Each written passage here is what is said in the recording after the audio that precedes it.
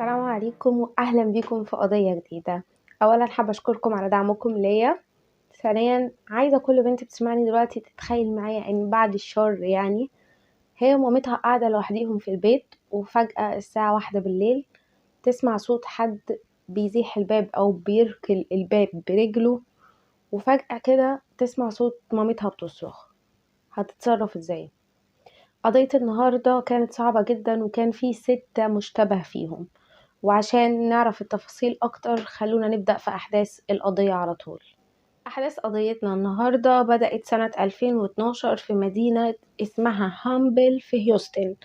المدينة دي معروف إن عدد سكانها قليلين، وإن الكل هناك تقريبا عارف بعضه. كمان معدل الجرائم في المنطقة دي كان منخفض جدا، ففكرة إن تحصل جريمة كانت حاجة يعني مش حاجة لحد ممكن يتوقع إنها تحصل كل يوم. أما بطلة قصتنا النهاردة فهي ماري آن مورفي. ماري آن في الوقت ده كان عندها 47 سنة، متزوجة وعندها طفلين. طفلة اسمها كاري كانت لسه في المدرسة الثانوية، وطفل اسمه سكوت كان عنده 22 سنة وكان عايش وقتها في بيت لوحده. وكمان كانت متزوجة من شخص اسمه دون مورفي. ماري آن ودون اتعرفوا على بعض في المدرسة الثانوية، وعلى طول الاتنين أعجبوا ببعض وحبوا بعض جدا، والكل كان بيقول عنهم إن هما زي الأقطاب المتضادة اللي بتتجاذب، لأن الاتنين كانوا عكس بعض نهائي. ماري آن كانت الشخصية المتدينة المؤدبة اللطيفة اللي مهتمة بدراستها وبتجيب درجات عالية. أما دون كان يعتبر الطفل أو الشخص المشاغب اللي دايما بيعمل مشاكل، دايما بيدخل في خناقات، في كده مش مهتمة بالدراسة. وفي الوقت ده لما بدأوا يتوعدوا، العيلة كانت رافضة خالص إن الاتنين دول يرتبطوا ببعض، لأن والد ماري آن كان شرطي سابق، وكان عارف إن دون عنده مشاكل مع تعاطي المخدرات ودخل في مشكلة مع الشرطة قبل كده. فدلوقتي العيلة ما كانتش موافقة، بس ماري آن كانت مرتبطة جدا بدون وكانت حباه، وكانت مصرة إن هي تفضل مكملة علاقتها معاه. مع الوقت ماري آن فعلا قدرت إن هي تظهر الشخصية الحلوة في دون أو الشخص الطيب اللي جواه، وفعلا اتعدل وبقى كويس وبقى مهتم بالدراسة، وكل حاجة اتغيرت والعيلة بدأت تتقبل دون أكتر. والاتنين دول اتجوزوا وجابوا طفلهم الأول سكوت، وبعد 6 سنين جابوا الطفلة التانية كاري.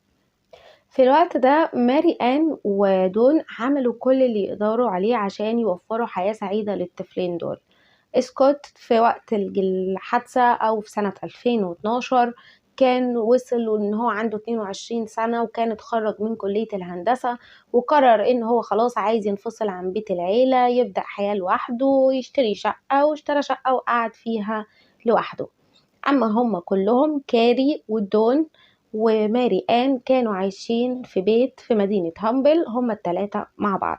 أما بقى كاري كانت لسه في المدرسة الثانوية، وكان عندها مشاكل كتير جدا في إن هي تتقبل إن هي شكلها أو تعرف تتصاحب على حد وكده، لأن هي كانت شايفة إن هي أتخن من كل البنات اللي في المدرسة، شايفة إن هي شكلها مش شبههم، ملهاش صحاب كتير، ما بتتعاملش مع حد كتير، كانت بتكره المدرسة، كان عندها مشاكل كتير في الثقة بنفسها. فمامتها كانت بتحاول ان هي تساعدها ان هي تتخطى الفترة دي. ففي الوقت ده امها عرضت عليها ان هي تشارك في انشطة اكتر في المدرسة، وفعلا كاري اشتركت في فريق الكورال في المدرسة، وصوتها كان حلو جدا، وحست هناك ان هي لقيت الناس اللي هي حابة ان هي تقعد معاهم وحابة انها تتعامل معاهم، بدأت تحب المدرسة.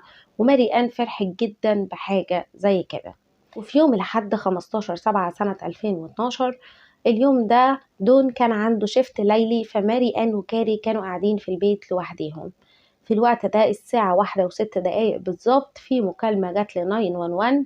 كاري كانت هي اللي بتتصل، قالت لهم إن هي سمعت صوت حد ركل الباب الخلفي لبيتهم برجله، وبعدين سمعت صوت حاجة بتتكسر، وبعدها سمعت صوت أمها بتصرخ.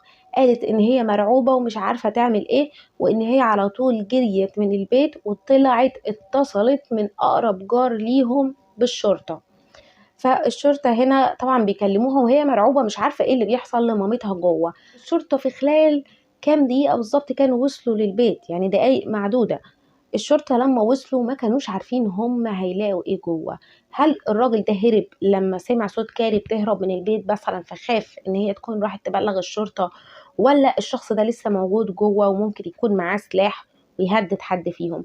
فكانوا داخلين البيت بحذر جدا وفضلوا ينتقلوا من أوضة لأوضة لحد كل حاجة قدامهم طبيعية.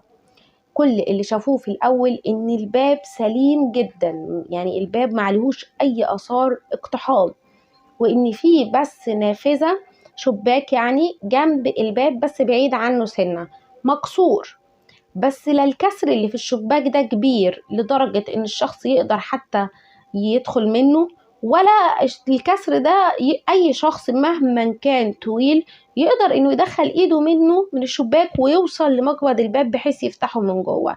فهم ما كانوش فاهمين ليه أصلا الشباك ده اتكسر.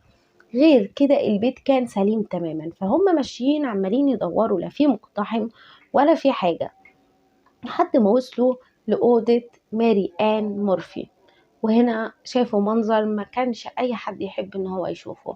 السرير كان بحر من الدم.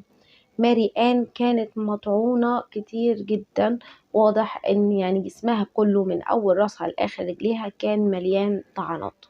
طبعا المنظر كان صعب جدا. الهجوم كان واضح إنه هجوم وحشي، وإن الشخص اللي عمل كده احتمال كبير يكون عارف ماري آن. بس من الرغم من كده الشرطة الأول شكت إن دي ممكن تكون عملية سطو وسرقة مشيت غلط. فبدأوا يدوروا في البيت، لقوا إن لا في حاجة مسروقة، لا في مثلا حاجة واقعة، لا في دراج متفتحة، مفيش أي حاجة.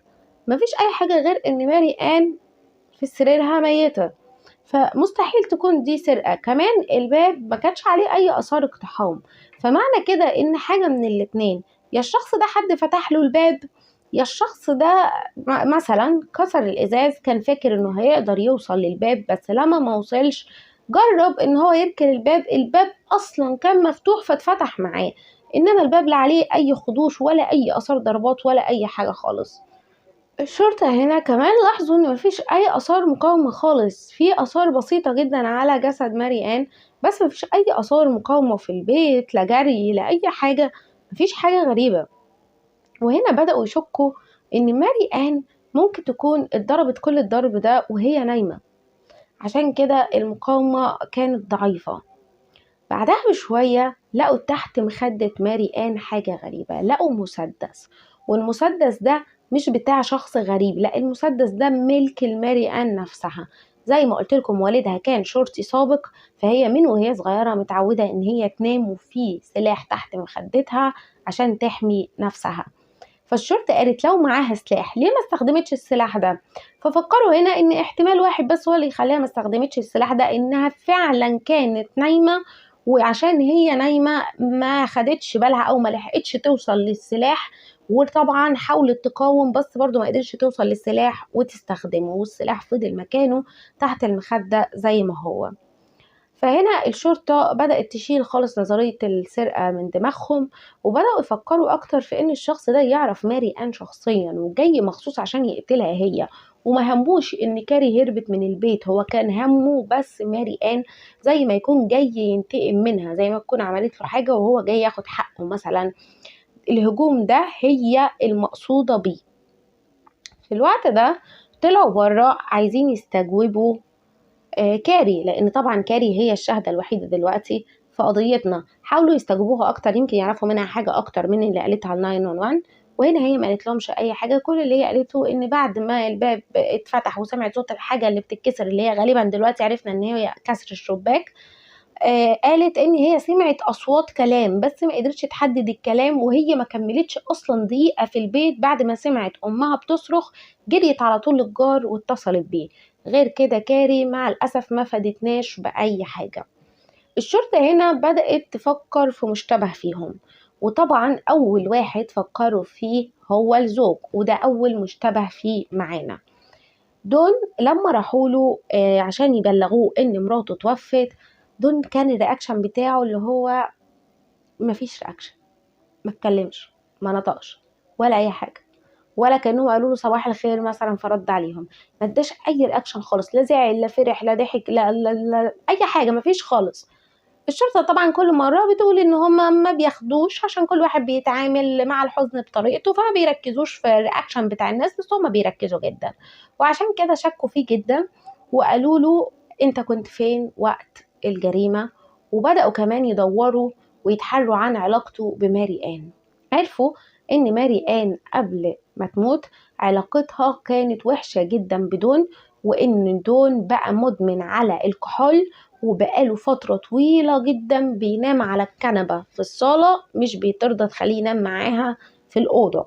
كمان في إشاعات كانت دايرة في كل مكان إن ماري آن بقالها فترة بتخون دون، وبتخونه مع زميل ليها في العمل، والشخص ده تقريبا اسمه مايك. اسمه اتقال في مصدر واحد، وعشان كده أنا بقول تقريبا الشخص ده اسمه مايك. وبكده الشرطة بقى عندها 2 مشتبه فيهم، مش مشتبه فيهم واحد، لأن هم اتأكدوا من سجلات الهاتف بتاعة ماري آن إن آخر شخص اتواصلت معاه قبل ما تموت كان مايك. فمعنى كده إن فعلا احتمال كبير ممكن يكون هو برضو كان عايزها تتطلق من جوزها مثلا وهي مش راضية، فموضوع غيرة، فهو برضو قتلها. عموما الشرطة بدأت هنا تستجوب الاتنين دول، دون ومايك.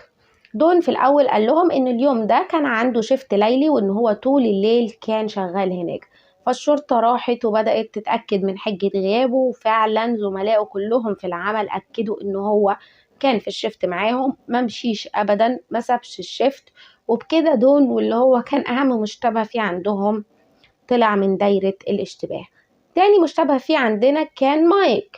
الشرطة عرفت مكان بيته وراحوا له هناك، ولما بلغوه بقى بوفاة ماري هو اللي اتضايق جدا وزعل، وكان حزين جدا عليها.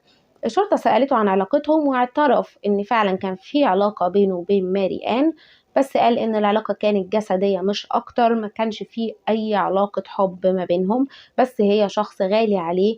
وطبعا ما زعل جدا ان هي ماتت.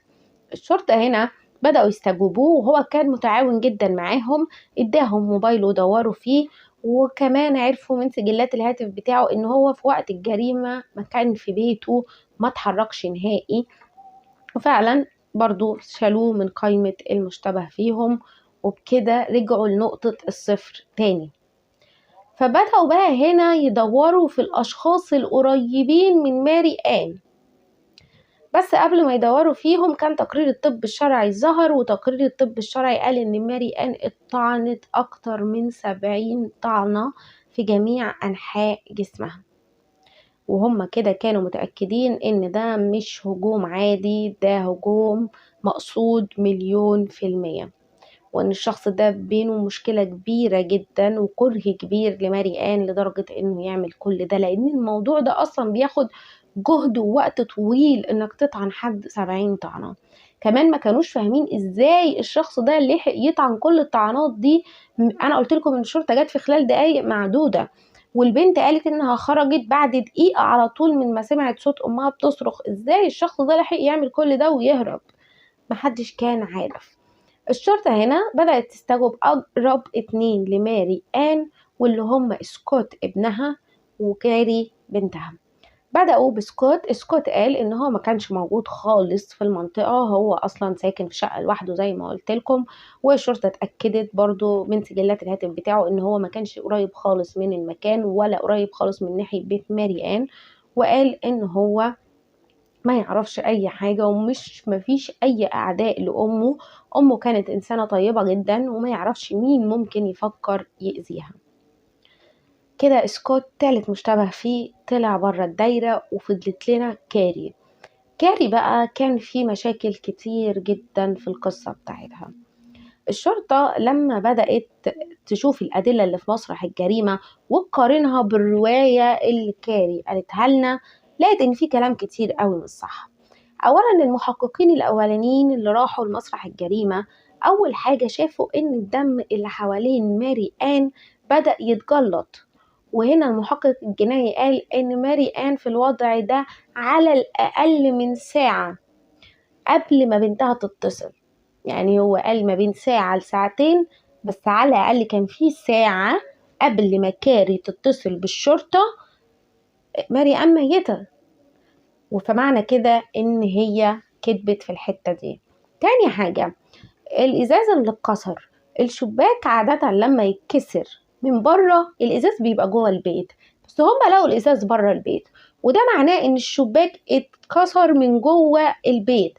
فالشرطة هنا فهمت إن في حد حاول إن هو يظبط مسرح الجريمة عشان يبان كأنه جريمة سرقة مش أكتر، وإن ماري آن ما كانتش مستهدفة.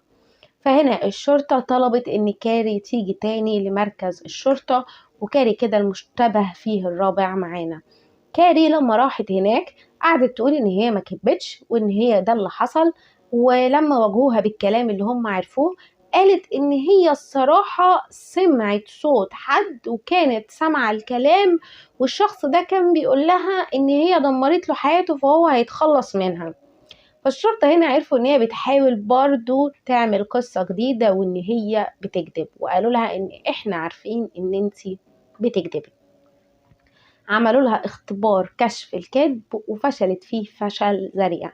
وهنا راحت قالت ان هي خلاص بقى عرفت ان هي خلاص كده اتفضحت واتكشفت ان هي بتكذب، فقالت لهم انا هحكي لكم الحقيقة. قالت ان هي عارفة مين اللي قتل امها، وان اللي قتل امها ده شخص بيروح معاها المدرسة واسمه زين احمد، وان الشخص ده صديق مقرب ليها، بس هو من فترة حاول كذا مرة ان هو يطلب ان هو يرتبط بيها وان هو بيحبها وكده، بس هي دايما كانت بترفضه وكانوا بيفضلوا اصدقاء. هي قالت ان هو جه اليوم ده وهو اللي قتل امها. فالشرطة هنا كان عندها سؤالين مهمين جدا. اول سؤال، ليه اصلا زين احمد صديقك يبقى عايز يقتل امك؟ تاني سؤال، انت ليه تغطي على واحد المفروض ان هو قتل مامتك؟ ليه تكذبي وتظبطي مسرح الجريمة عشان خاطر الشخص ده؟ ودول فعلا السؤالين اللي الشرطة سألوهم ليها. وهنا هي قالت ان هي من فترة طويلة كانت على علاقة ببنت، والبنت دي اسمها ريبيكا كيلر. الاتنين دول اتقابلوا في فريق الكورال، والاتنين كانوا اصحاب جدا. ريبيكا كانت اكبر منها بحوالي 4 سنين، وان الاتنين دول كانوا اصدقاء. وبعد ما بقوا اصدقاء بفترة ريبيكا قالت لها ان هي حاسة بمشاعر تانية من ناحيتها، اللي هو حاجة تقرف يعني. المهم يعني فهي البنت قالت لها وانا كمان، والاتنين هنا بقوا مرتبطين ببعض هي وريبيكا كيلر. قالت ان هي في الاول قعدت شهور بتقابل ريبيكا في السر، لان هي خايفة تحكي لاي حد عن علاقتها بريبيكا، بس عشان علاقتها باخوها سكوت كانت منفتحة اكتر، ويعني علاقتهم حلوة ببعض. حكت لسكوت وقالت له، وسكوت قال لها انه ما عندوش اي مشكلة نهائي طالما هي مبسوطة، خلاص هو ما عندوش اي مشكلة. قالت ان هي فضلت فترة طويلة كده، بعد كده حست ان خلاص هي مش عايزة تكمل في العلاقة اللي في السر دي، فقررت ان هي تحكي لمامتها ولباباها. وريبيكا طبعا كانت بتشجعها على كده، لان هي كانت ريبيكا بتيجي تقعد عندهم في البيت كتير على اساس ان هم مجرد اصدقاء. فقالت لا احنا عايزين ناخد راحتنا بقى يعني. المهم هنا كاري راحت قعدت امها وابوها وقالت لهم ان هي على علاقة ومرتبطة ببنت. فهنا الاب كان برضو منفتح زي سكوت جدا، انما الام ما كانش عاجبها الموضوع. زي ما قلت لكم ماري آن كانت متدينة جدا، كمان بتهتم بالعادات والتقاليد، فطبعا ما كانش عاجبها الوضع ده، وما كانش عاجبها يعني كانت بتحلم ان بنتها تبقى يعني عادي طبيعي تتعرف على شخص وولد وتحبه وتتجوز وتخلف. عموما في الوقت ده ماري آن ما اعترضتش وقالت لها طالما انت سعيدة خلاص مفيش مشكلة. بس عدى الوقت وماري آن عرفت حاجة خلتها تغير فكرتها نهائي، وهي لما عرفت مين هي حبيبة كاري، وعرفت ان البنت دي هي ريبيكا كيلر. الام هنا على طول رفضت الموضوع تماما وقالت لبنتها ومنعتها ان هي تتواصل مع ريبيكا كيلر تماما. اولا ماري آن عرفت ان ريبيكا، وعارفة ان ريبيكا اكبر من بنتها بقى 4 سنين، والعلاقة دي مش قانونية، فغلط اصلا ان هم يبقوا على علاقة ببعض. ده رقم واحد. رقم اتنين، كانت شايفة ان ريبيكا ليها تأثير سيء جدا، وان هي بتستغل كاري وبتخليها تنفذ لها كل رغباتها، فامها كانت خايفة عليها وكانت بتحاول تحميها، فرفضت الموضوع ده تماما. بعد فترة البنت طبعا لما قالت لها ان انت تقطعي علاقتك بيها، طبعا كاري عملت العكس، بدأت تستنى أمها تنام وتخرج بالليل تروح تقابل ريبيكا في السر. كانت برضو بتكلمها في التليفون في السر، لحد ما في يوم ماري آن صحيت من النوم شافت كاري راجعة البيت في وقت متأخر. فكاري هنا ما كانتش عارفة تقول لأمها إيه، راحت قايلة لها أنا شفت راجل شكله غريب ماسك سكينة وواقف ورا الشباك. ده كلام كاري. فأمها طبعا ما صدقتش الكلام ده وفهمت إن هي بتسرق مفاتيح عربيتها وهي نايمة وبتخرج تروح تقابل ريبيكا. فالهم هنا عاقبت كاري، قالت لها إن هي هتوديها المدرسة وهتجيبها من المدرسة، وإن هي مش هتخرج إلا المدرسة بس، مفيش أي خروج تاني، وأخدت منها موبايلها. وبكده الأم قطعت كل سبل التواصل بين كاري وبين ريبيكا. ودي طبعا حاجة مش عاجباهم، هما مش بس دلوقتي مش قادرين يشوفوا بعض، لا دول كمان مش قادرين يتكلموا مع بعض في الموبايل. فالاتنين هنا ما كانوش لاقيين حل. فكاري قالت للشرطة ان هي عشان تلاقي حل للموضوع ده اتفقت مع صديقها زين احمد ان هو يجي بالليل وهيلاقي الباب الخلفي مفتوح، وانه يدخل يقف قدام سرير ماري آن ويمسك السكينة بس عشان يخوفها، واول ما تصحى يطلع يجري ويسيب البيت، على اساس ان الام لما هتشوفه هتصدق كده ان فعلا كان في راجل غريب واقف بره، مش كاري كانت جايه من عند ريبيكا. فكده الام تصدق، ولما الام تصدق بقى ترجع لها موبايلها وترجع لها بقى، تسيبها بقى تعيش حياتها تاني وترجع تهرب بقى وتكمل زي ما كانت. بس هي قالت ان زين لما جه البيت جه ومعاه واحد تاني لابس ماسك، ولما دخلوا قتلوا امها وطعنوها كل الطعنات دي. وهي كانت واقفه مرعوبه وعماله تقول لهم انا ما طلبتش منكم كده، انا ما طلبتش منكم كده. بس هنا هم قالوا لها لو قلتي لاي حد وما خليتيش الموضوع ده يبان كانه سرقه، ظبطي البيت عشان يبان ان هو سرقه، لو عرفتي اي مخلوق انت كده اللي هتتقتلي، نفس اللي عملناه في مامتك هنعمله فيكي. وطبعا هي قالت ان هي اترعبت جدا، فاول ما مشوا راحت على طول كسرة الشباك وفتحة الباب ودخلت على طول، جريت وسابت البيت وراحت اتصلت بالجار. الشرطة طبعا بعد كلام كاري ده سابوها تمشي وجابوا زين احمد عشان يستجوبوه. زين احمد لما جه الشرطة اول ما شافوه حسوا ان هو الشخص مريض، عنده نوبات قلق، ممكن يكون عنده خوف من الأماكن المغلقة، كان قاعد متوتر جدا وخايف ومرعوب. وأول ما شافوه حسوا إن زين ده مش شخص قادر خالص على إن هو يرتكب جريمة قتل. بس بدأوا يسألوه انت تعرف كاري؟ قال لهم ايوه. سألوه بقى عن الجريمة وانت قتلت وهكذا، وبدأوا استجوابهم بطريقتهم. وهو راح قال لهم ان هو ما يعرفش اي حاجة وعمره ما راح لبيت كاري اصلا، هو مجرد صديقها في المدرسة، ما يعرفش أي حاجة عن الموضوع ده ولا يعرف مامتها. فهنا الشرطة كانوا مصدقينه وشايفين إن الشخص ده ما يعرفش يرتكب جريمة أصلا، بس قالوا نعمل اختبار كشف الكذب عشان نتأكد أكتر. وفعلا دخل عشان يعمل اختبار كشف الكذب، وفي نص الاختبار كان لسه مكملش، البنت اللي بتعمل الاختبار طلعت وقالت للظابط إن زين أحمد هيعترف بقتله لماري آن مورفي. طبعا الشرطيين اتصدموا، لان يعني وجهة نظرهم لأول مرة تخيب وتطلع غلط، وان هو فعلا هيعترف بالقتل. على طول خدوه تاني لغرفة الاستجواب وقعدوا معاه، وهو اعترف وقال لهم كل القصة اللي كاري قالتها لكم حقيقة وحصلت. والشرطة هنا بالرغم من ان هم حسوا ان هو كذاب وان هو بيعترف بالكذب وان هو مش قادر يقتل، خصوصا ان هو اصلا كان قايل لهم ان هو في الوقت ده كان في البيت بيلعب فيديو جيمز مع كل اهله، واهله كلهم ممكن يشهدوا بكده، اهو في نفس الوقت بيعترف. فالشرطة ما كانتش فاهمة فيه ايه، بس في نفس الوقت ما كانوش يقدروا يسيبوه يمشي عشان هم شاكين انه مش هو، ممكن يكون فعلا هو يبقى شخص خطير. فالشرطة هنا على طول وجهوله تهمة القتل من الدرجة الأولى ودخلوه السجن. عيلته هنا أول ما عرفت إن ابنهم زين اتقبض عليه على طول راحوا لمركز الشرطة وقالوا إن ابنهم مستحيل يكون ارتكب الجريمة، لأن ابنهم في الوقت ده كان قاعد في البيت بيلعب بلاي ستيشن معاهم، ممكن يخشوا على سجلات الألعاب بتاعة البلاي ستيشن ويتأكدوا. كمان كان في صورة متصورها تقريبا في قبل الجريمة بحاجة بسيطة، هو وباباه ومامته وهم قاعدين بيلعبوا بلاي ستيشن مع بعض، والشرطة اتأكدت ان الصورة دي مش متفبركة وان الوقت اللي عليها صحيح. وبكده هو كده ازاي قتل ماري آن؟ ازاي كان في مكانين في نفس الوقت؟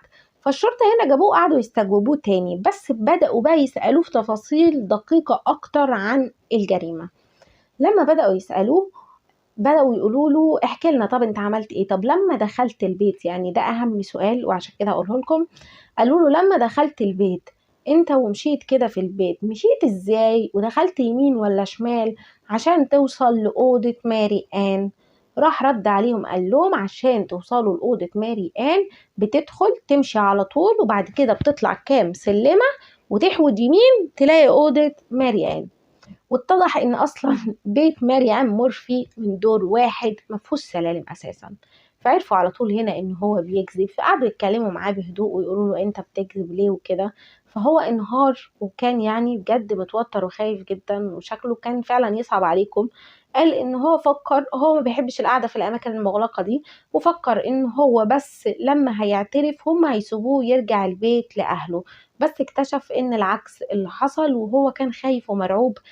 يعني من الاخر قال لهم اللي حس ان هم عايزينه يقولوا عشان يخلص منهم، دي اللي هو كان فاهم كده. وبكده زين احمد خرج من مركز الشرطة خلاص، وشالوا الاتهامات اللي ضده، ورجعوا بقى للشخصية اللي عمالة تكذب عليهم كل شوية، واللي هي كاري. كاري لما الشرطة جابتها للاستجواب تاني عرفت ان هي مش هتقدر تكذب عليهم اكتر من كده، وعشان كده سكتت خالص، بطلت ترد على كل الاسئلة وطلبت محامي. فهنا الشرطة قررت ان هي تسيبها من كاري، تخليها عندهم، ويروحوا يسألوا أخوها سكوت أكتر عن موضوع علاقتها بريبيكا، مين ريبيكا وهكذا. المهم راحوا لسكوت، وسكوت قال لهم ان في الفترة الأخيرة العلاقة كانت سيئة جدا بين أخته وبين أمه، وكانوا بيتعاملوا تقريبا يعني ما بيتكلموش خالص، عايشين في نفس البيت بس ما بيتكلموش. قال لهم ان كل طبعا الكلام اللي هي حكته لهم عن علاقتها بريبيكا صحيح، بس قال ان امه كمان قبل فترة لما اخدت موبايل كاري منها طلبت من كاري ان هي تفتح لها الباسورد بتاع الموبايل، فكاري رفضت. فامه اخدت الموبايل ده وراحت خلت حد من اصدقائها في الشغل يفك لها الشفره بتاعته عشان تقدر تفتحه من غير باسورد. ولما فتحته شافت ان فيه صور مش كويسه البنتين دول بيبعتوهم لبعض. قال ان ما امه ساعتها كانت جابت اخرها، وقررت على طول تروح تقدم بلاغ للشرطه. وفعلا راحت قدمت بلاغ للشرطه ضد ريبيكا، لان اصلا علاقه ريبيكا زي ما قلت لكم بكاري في الوقت ده غلط، قانونيا غلط. وفي نفس الوقت الأم قدمت أمر بعدم التعرض ليهم ضد ريبيكا. الأم وقتها ما قدمتش الصور دي، بس حذرت كاري إن هي لو تواصلت مع ريبيكا تاني بأي طريقة هتفضل ماشية في البلاغ بتاعها، وهتدخل ريبيكا السجن بالصور اللي معاها. طبعا الشرطة شافت إن ده دافع كبير جدا للبنتين. البنتين واضح إن هم مهووسين ببعض، وممكن جدا يكونوا قتلوا ماري آن عشان حاجة زي كده. كمان سكوت هنا قال لهم معلومة مهمة جدا، وهي إن لما ماري خدت تليفون كاري منها، ريبيكا اشترت تليفون لكاري واديته لها عشان يعرفوا يتواصلوا من ورا بعض. الشرطة هنا راحت سألت كاري على الموبايل ده، لأن الشرطة كانت متأكدة إن الموبايل ده فيه حاجة، لأن المفروض يعني لما حصل في أمها كده لما تجري ليه جريت اتصلت ب 911 من بيت الجار وهي معاها موبايل أصلا؟ يعني انت امك بتموت ومش هتخافي دلوقتي ان حد يعرف ان معاكي موبايل؟ فالشرطة هنا اتأكدت ان الموبايل ده اكيد فيه كلام او فيه مسجات او فيه حاجات تجرم الاتنين دول، وعشان كده خايفين ان الشرطة اصلا تعرف بالموبايل ده. وفعلا كاري ما رضيتش تعرفهم اي حاجة عن الموبايل، فتشوا البيت واخدوا كل الالكترونيات اللي في البيت، بس برضو ما لقوش الموبايل ده. فرجعوا تاني يطلبوا مساعدة سكوت، وسكوت هنا اداهم رقم الموبايل. فهم راحوا لشركة الهاتف وطلبوا منهم سجلات المكالمات أو الرسائل اللي اتبعتت من الموبايل ده. في نفس الوقت الشرطة كانت بتتحرى عن ريبيكا كيلر، وعرفوا من الناس اللي حواليها ومن أصدقائها إن هي بقالها فترة عمالة تشتم على ماري آن، وإن هي بتكرهها جدا، وإن هي بتهدد تهديدات وبتقول كلام إن هي عايزة تنتقم من ماري آن. فجابوها على طول لمركز الشرطة وبدأوا يستجوبوها. في الأول ريبيكا كيلر قالت إن هي أيوة كانت على علاقة بكاري، بس العلاقة دي لما أمها رفضتها قطعوها، وكان عدى شهر، وإن هي فعلا ادت موبايل لكاري، بس بقالهم أكتر من شهر ونص ما بيتواصلوش مع بعض. هما بيستجوبوها. سجلات الهاتف اللي هو السري ده وصلت للشرطة، والشرطة شافت إن هي كدابة، وإن هما بيتكلموا مع بعض كتير جدا، وإن هما حتى ليلة الجريمة اتكلموا أكتر حتى من كل الأيام اللي قبليها. فالشرطة لما جت واجهت ريبيكا بالكلام ده، ريبيكا قالت لهم أنا قلت لكم كده عشان أنا ما كنتش عايزة كاري تتعرض لأذى. اللي حصل إن كاري اليوم ده قتلت مامتها، واتصلت بيا وقالت لي أجيلها عشان أساعدها إن هي تنظف نفسها، تتخلص من اللبس اللي فيه دم، وإن هي تظبط المكان على إنه سرقة. قالت إن هي راحت، كانت ماري آن خلاص متوفية، وهي بس ساعدت كاري إن هي تظبط كل حاجة، وأخدت الهدوم اتخلصت منها، وأخدت سلاح الجريمة اتخلصت منه، وسابت كاري في البيت. كاري قاعدة بقى إيه، عملت الفيلم وراحت اتصلت بالشرطة وجت. الشرطة هنا كمان كان في حاجة وصلت لهم بتأكد نظرية أو كلام ريبيكا شوية، واللي هي إن هما لما شافوا تاريخ البحث في جوجل على الكمبيوتر بتاع كاري، لقوها إن هي قبل الجريمة بكام ساعة عاملة سيرش عن أسرع طريقة تقتل بيها شخص. فهنا هم شكوا ان فعلا ممكن تكون نظرية او كلام ريبيكا صحيح، بس في نفس الوقت لما قارنوا تاريخ البحث بالسجلات بتاعة المكالمات، عرفوا كده ان في نفس الوقت اللي هي كانت بتعمل فيه سيرش على الكمبيوتر، كانت بتكلم ريبيكا في التليفون برضو في نفس الوقت.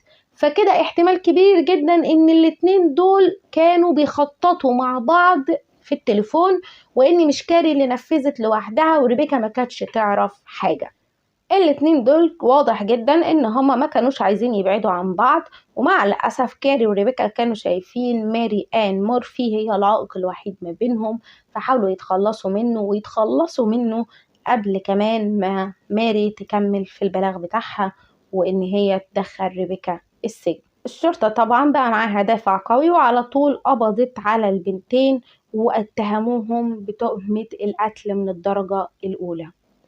دلوقتي الشرطة والإدعاء كان عندهم مشكلة كبيرة جدا، إن هما ما عندهمش إثبات خالص مين اللي ارتكب الجريمة، يعني مين اللي مسك السكينة وقام بالمهمة نفسها بإيده. فدي كانت هتبقى مشكلة كبيرة في المحاكمة، لأن طبعا ممكن دي ترمي التهمة على دي ترمي التهمة على دي، وممكن في النهاية الاتنين يتقال إن هما غير مذنبين ويخرجوا منها. فالشرطة طبعا وهم مسجونين بدأوا يدوروا على أدلة أكتر في الموضوع ده. في الوقت ده عيلة ريبيكا كانت فقيرة شوية، فما قدروش إن هم يدفعوا كفالتها، ففضلت في السجن في انتظار المحاكمة. إنما عيلة كاري قدروا إن هم يدفعوا لها الكفالة وخرجت. الشرطة هنا طبعا كانوا متأكدين إن البنتين دول مش هيقدروا يفضلوا كده من غير ما يتواصلوا، فكانوا مراقبين مكالمات السجن، وهم بيراقبوا مكالمات السجن شافوا إن هم ما بيتكلموش. في النهاية اكتشفوا إن ريبيكا بتتصل بيها على تليفون حد من قرايبها مش على تليفونها هي، واكتشفوا إن البنتين في الفترة بتاعة السجن دي اتكلموا فوق 800 مكالمة. في الوقت ده كمان الشرطة بدأت تسجل كل المكالمات، ولقت مكالمة مهمة جدا تقريبا هي اللي حلت كل حاجة في القضية وثبتت مين اللي ارتكب الجريمة. في المكالمة دي كانوا بيتكلموا البنتين عن المحاكمة بتاعتهم، وبيقولوا هيعملوا ايه والمحاكمة قربت وكده. فريبيكا قالت لكاري ان هي فرحانة جدا ان هي خلتها ما تشوفش اللي هي شافته، وما تعملش اللي هي عملته، وما تشوفش المنظر اللي هي يعني منظر ماري آن وهي متوفية.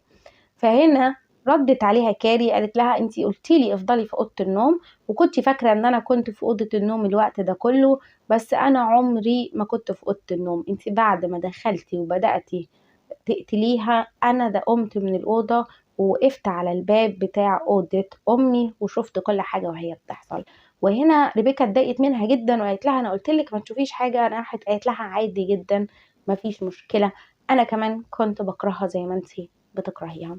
المكالمة دي يا جماعة طبعا كده خلاص الشرطة عرفت ان المتهمة اللي قتلت بايديها هي ريبيكا، ودي كانت المشتبه فيه السادس في قضيتنا، وان كاري هي بس اللي خططت معاها وساعدتها وفتحت لها الباب ونيمت مامتها، ايا كان اللي هي عملته او ايا كان مساعدتها ليها، بس يعني شركتها في الجريمة. الشرطة عمرها ما لقت سلاح الجريمة، واضح ان هم اتخلصوا منه وتخلصوا برضو من الهدوم اللي كان عليها دم بطريقة كويسة، فالشرطة عمرها ما لقيته. البنتين دول لما تواجهوا بالمكالمات اللي ما بينهم عرفوا ان مفيش اي فايدة من ان هم يدخلوا المحاكمة، وان هم مش هيقدروا يبصوا في عين حد يعني، والناس كلها تحضر المحاكمة بتاعتهم، واحدة قاتلة امها يعني. انا مش عارفة بصراحة. عموما قرروا ان هم يقبلوا بالديلات اللي الشرطة عرضها عليهم. اول ديل كان لكاري مورفي، وكاري مورفي قبلته واتحكم عليها بالسجن 30 سنة. والديل التاني كان لريبيكا كيلر، ليها اسم على مسمى ما شاء الله، وتم الحكم عليها بالسجن 60 سنة. وبكده أكون خلصت قضية النهاردة. القضية دي كانت صعبة عليا جدا، فكرة إن حد يقتل أمه عشان مجرد علاقة، بغض النظر عن العلاقة دي حرام ومش صح، الفكرة كمان إن هو تقتلها حتى لو كانت بتحب واحد وأمها مش قابلاه، برضو أمها، يعني إن هي تقتل أمها عشان بس تكمل في علاقة أيا كانت العلاقة إيه، بجد حاجة بجد ضايقتني جدا، حاجة مستفزة. أنا مش عارفة بصراحة انتوا رأيكم إيه، يا ريت تقولولي رأيكم في الكومنتات، وما تنسوش تعملولي لايك وتابعوني على الانستجرام، وأشوفكم في قضية جديدة. سلام.